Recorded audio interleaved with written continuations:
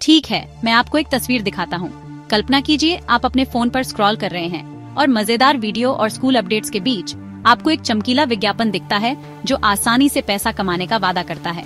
बस डाउनलोड करो, स्वाइप करो और जीतो। हानि रहित लगता है ना? लेकिन उन रंगीन बैनरों के पीछे कुछ बहुत ज्यादा गंभीर चीज है। ऑनलाइन गैम्बलिंग एप्स की तेजी से बढ़ती दुनिया, यही भारत में। और सिर्फ बड़े ही नहीं जो इसमें फंस रहे हैं, ज्यादा से ज्यादा ये हमारे युवा हैं। अब आप सोच रहे होंगे हम यहाँ तक कैसे पहुँचे? खैर, टेक्नोलॉजी ने इसे पहले से कहीं ज्यादा आसान बना दिया है। बस कुछ टैप्स और कोई भी, यहाँ तक कि एक टीनेजर भी ऑनलाइन बेटिंग कर सकता है। कोई आईडी चेक नहीं, कोई फिजिकल कैसीनो नहीं, बस एक स्मार्टफोन और एक डेटा प्लान चाहिए। चलिए एक सेकंड के लिए नंबर्स देखते हैं। 2023 में भारत में ऑनलाइन गैम्बलिंग इंडस्ट्री की वैल्यू $2.8 बिलियन से ज्यादा थी। 2025 तक इसके दोगुना होने की उम्मीद है। यह एक बहुत बड़ा उछाल है और इन नए यूजर्स में से एक बड़ा हिस्सा 25 साल से कम उम्र का है।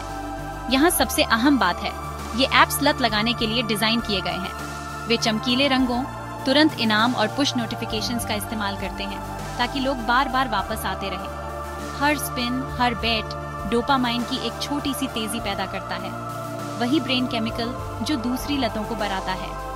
मैंने कुछ टीचर्स और पेरेंट्स से बात की और कई लोग हैरान हैं कि ये ऐप्स कितने चालाक हो सकते हैं। वे अक्सर हानिरहित गेम्स जैसे ही दिखते हैं। कुछ तो अपनी असली पहचान तब तक छिपा कर रखते हैं जब तक आप साइन अप नहीं कर लेते। इसमें कोई हैरानी नहीं कि कई पेरेंट्स को पता ही नहीं चलता कि उनके बच्चे गैम्बलिंग कर रहे हैं और इसके असर असली हैं। इस बात के बढ़ते सबूत हैं कि इंडियाई युवाओं में गैम्बलिंग की समस्या भी आ रही है। बड़े विश्वविद्यालयों के स्टडीज से पता चलता है कि जो टीनेजर्स इन ऐप्स का इस्तेमाल करते हैं, उन्हें चिंता, डिप्रेशन और यहाँ तक कि स्कूल छोड़ने जैसी समस्याओं का सामना करने की ज्यादा संभावना होती है। लेकिन यहाँ एक बात है जिसे बहुत से लोग मिस कर जाते हैं। यह सिर्फ पैसे के बारे में नहीं है। हाँ, ऐसी कहानियाँ हैं जहाँ बच्चे अपनी सेविंग्स खो देते हैं या पेरेंट्स को अचानक पता चलता है कि उनके क्रेडिट कार्ड्स की लिमिट खत्म हो गई है। लेकिन असली संकट मेंटल हेल्थ के बारे में है। उस अगली जीत का पीछा करना, लगातार खेलने का दबाव महसूस करना और फिर किस्मत खत्म होने पर टूट जाना। तो हम इसके बारे में क्या कर सकते हैं? सबसे पहले खुलकर बात करें। पेरेंट्स और एजुकेटर्स के तौर पर हम इसे अनदेखा नहीं कर सकते। सवाल पूछें, ऐप्स और पैसे के बारे में ईमानदारी से बातचीत करें। यह बच्चों को दोष देने के बारे में नहीं है, यह समझना है कि वे किस चीज़ का सामना कर रहे हैं। दूसरा, उन ऐप्स से परिचित हों जिनका आपके बच्चे इस्तेमाल कर रहे हैं। कुछ स्मार्टफोन्स आपको लिमिट सेट करने या गैम्बलिंग साइट्स को ब्लॉक करने की सुविधा भी देते हैं। जैसे मूड स्विंग्स, सीक्रेसी या पैसे की अचानक डिमांड, तो दखल देने का समय आ गया है।